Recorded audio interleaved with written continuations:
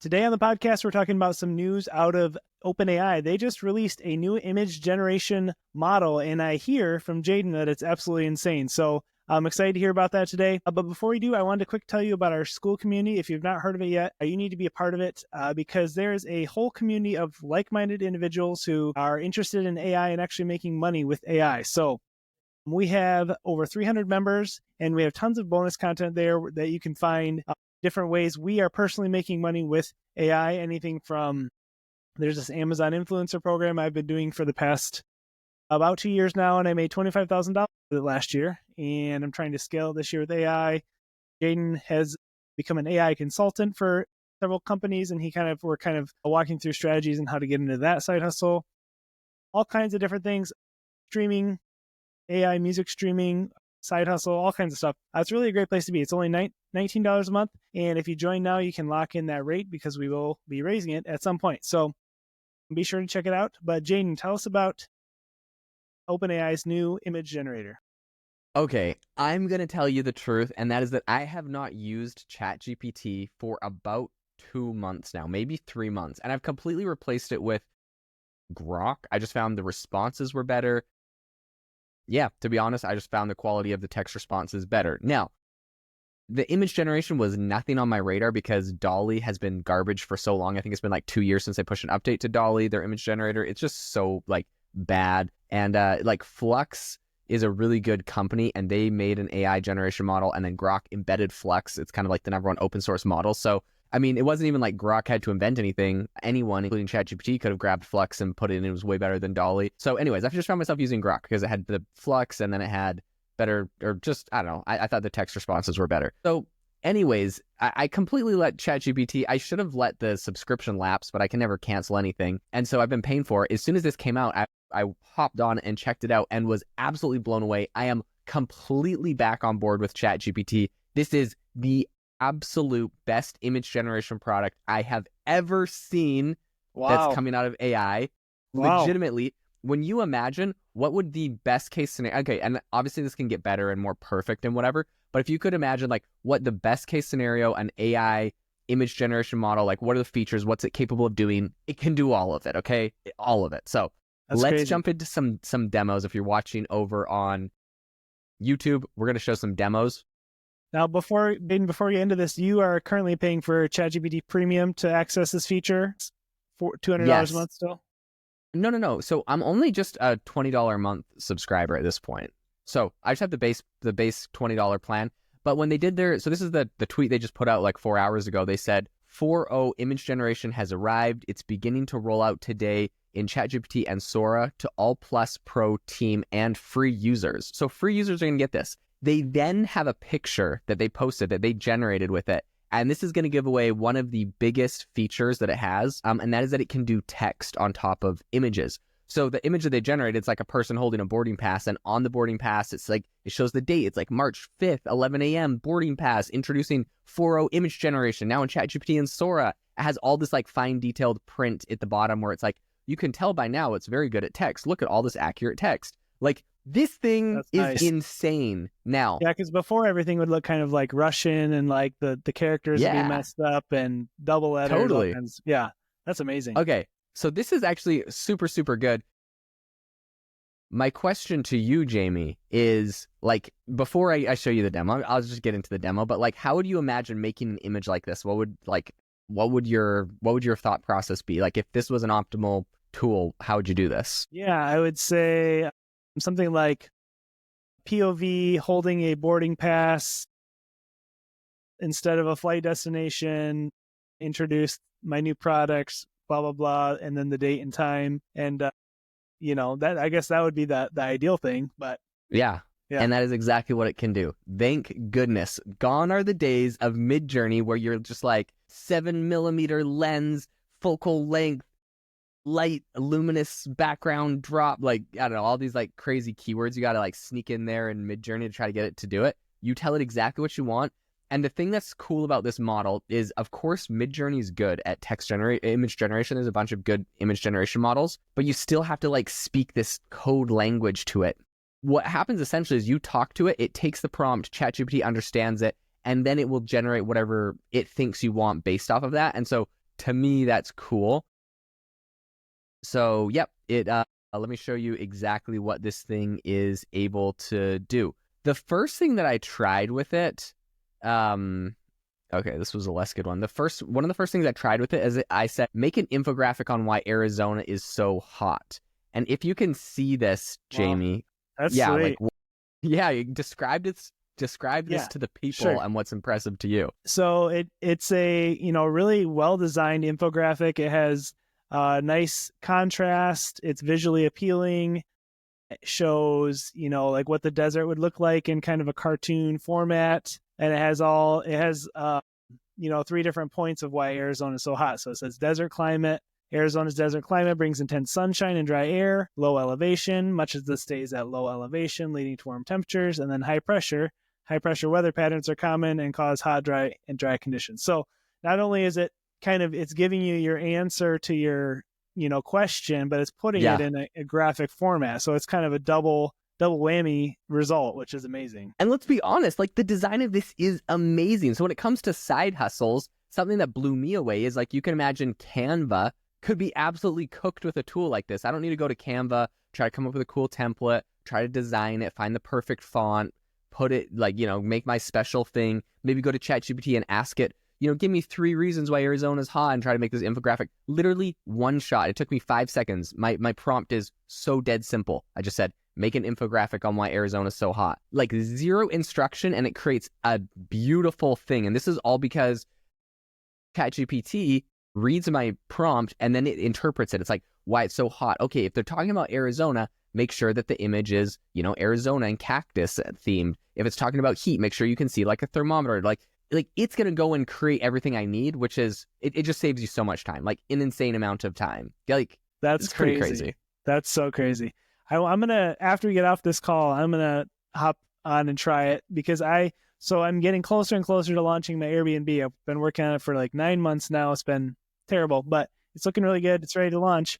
But I want to have this infographic that shows like different radiuses from the house and like what attractions are nearby and kind of like highlighting those. So I wonder if it could pull the data. I'm going to try it. That would be another pretty intense, search, but it did really well with the Arizona being a hot one. So I don't know. Yeah, it's so impressive. And even if it wasn't able to get like everything perfectly, if you just make the prompt slightly more detailed, it can do details. I'm going to get into that. The one thing I did want to mention to everyone is you have to be using ChatGPT 4.0. So there's like a billion different models. They got their O3 mini, O3 mini high, whatever. They have like a billion different models. They're 4.5 research preview.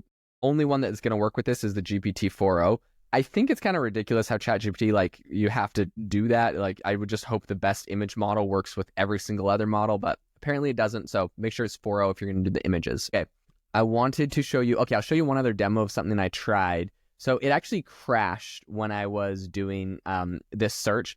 But I literally, the other day, I was talking to one of my virtual assistants and I just had this screenshot, Jamie, of our podcast. And I was showing them like which podcast to post for a certain thing, whatever. I just a random screenshot on my thing. And the screenshot is literally like a really highly detailed UX of Riverside, our recording platform. There's tons of like graphics and text all over the whole thing. And I just told it to remake this photo in perfect detail, including the text. Okay. So it did crash like halfway through. So it only got like the top bit of the image. But like, if you can see, it is recreating the image in high detail. And there's like some sort of, I think it did a typo here. It said edit and menorah files instead of edit and edit files and episodes. I don't know. So like it had like a random word there. I think you could probably get it to try again and tell it what the issue was. But like the graphics, it's literally putting text. It's picking the same fonts that I used. It's interesting because font companies can charge like $15,000 to like an app or a software to use like their font they designed. I don't know if you knew that, but fonts are a huge business. So I could, if like Adobe's like, hey, we have this like, consumer app that lets you, upload a podcast clip and make it a little bit better. Like, we really like your font that you designed. So some people just sit there and they draw fonts. We really like the font you designed. How much could we, we use it to add it to our app? And I'd be like, hey, like $15,000 and you can just use it for the year. I would make $15,000 per year just for the font they used on there. So fonts are a big deal. That's all I bring that up to say fonts are a big deal.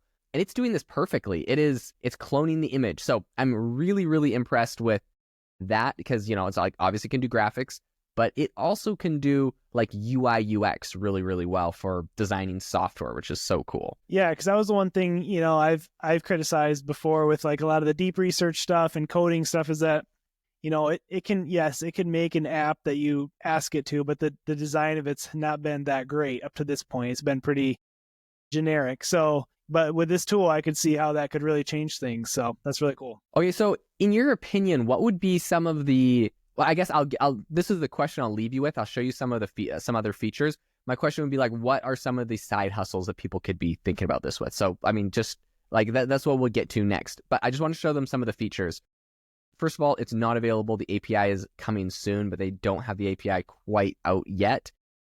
One of the demos that they showed that I thought was just like mind-blowing was that it can essentially understand the context of previous chat messages. So you can have a whole chat feed where, someone said to create like a very low poly penguin, and it went ahead and it created like this penguin, which was cool. But then they were like, okay, make this exact same penguin, but change the style to be like a miniature figurine. So then it creates that exact same penguin as a miniature figurine, like the same penguin at the same angle. It's just kind of cool because it's literally the same thing. And then they say, okay, change this and make it like a crystal, make it like marble, make it out of lava, make it out of, cotton candy and a gummy bear and a cartoon and out of metal. So it's just so interesting to me because it's like, it understands the context of everything else in the chat. So you're just making modifications to this, but it's like the exact same thing, but just slightly different. Like that is pretty freaking cool as far as features go. Yeah, no, that's amazing. And I'm just kind of, going off the top of my head here, but when it comes to side hustles, I think there's so many things. The first thing my mind goes to is, content creation for brands is going to be so much easier now because, you could maintain your look throughout social media posts if you're making infographics, like let's say you're a realtor, because that's another thing on my radar. If you're doing like market updates or like current interest rates as of today, you could carry your branding over throughout all of your posts. It'd be super easy. It'd be take almost no time at all. So that's kind of where my mind goes, but super cool. Yeah, absolutely amazing. Okay, the next set of features that I thought was really impressive they showed off in their demo was that they have the ability to essentially create really complex prompts. So they created a prompt where they gave ChatGPT a list of 15 different things to include in a image. They said a blue star, a red rectangle, a green square, a pink circle, an orange hourglass, purple infinity sign, the word OpenAI written down, a blue and white giraffe. And it went and actually created the image with all of those exact items. And the reason why I think this is really important is because up until now, these image generators, like even some of them that could create high quality images, right? Like you could think of Midjourney, you'd be like, hey, create me like a studio set with all these things in the background. And like, it might get some of them or a few of them, and it might make you a really amazing photo of a studio set. So like, you kind of forgive it. You're like, okay, cool. This looks good. You can get really hyper specific now. So you can say like, you can upload a photo of your literal product. So you're like, take my product, put it in the background of the studio, set it next to 7 books, set it next to like a green lamp on the right hand side, and like it will do every little detail that you tell it to. To me, that is so cool. These photos are like highly customizable. That's insane. Yeah. No, in that picture you just showed too, like all the different icons again are the same style. So you could take like for building a website, for example, and you want to have different like icons. You could have it generate all those and have them be, consistent without having to try to figure out your prompts and try to recreate it, So that's awesome. Yeah. So cool. Okay. I'm going to give you the next feature set, and I'm trying to make your Grand Rapids, Michigan in the background. Whenever you talk, I'm trying to make your Grand Rapids, Michigan infographic while we speak. So nice. I might get that in there, but we'll see because the image takes a second to generate. But the next thing I want to say is a really cool feature, which is that you can essentially mix the graphics. So I've talked about the infographics and stuff and the cool graphics you can make, but you can mix them with images. So one of the things that they showed off is that the guy went and he made like an infographic of, Newton's prism, and it generated like a pretty cool infographic, or it's like a research kind of educational graphic like that you could imagine seeing on Pinterest or somewhere random.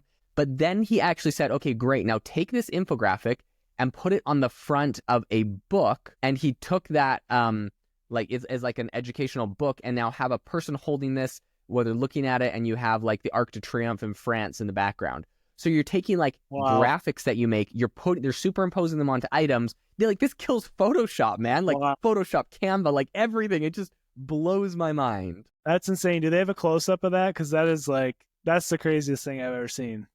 Wow. Yeah, that's amazing. They didn't really share like the close-up of the actual photo, which you could just see it on his computer screen, and it's kind of crazy. So I was so blown away by this. I feel like we've been getting to this point where even like Photoshop has like sort of made some moves in this direction, but Photoshop was just so convoluted. I never really got back into it personally. I used to use it a ton growing up, and now I've just moved away and I go to Canva or other tools because it's hard. Yep.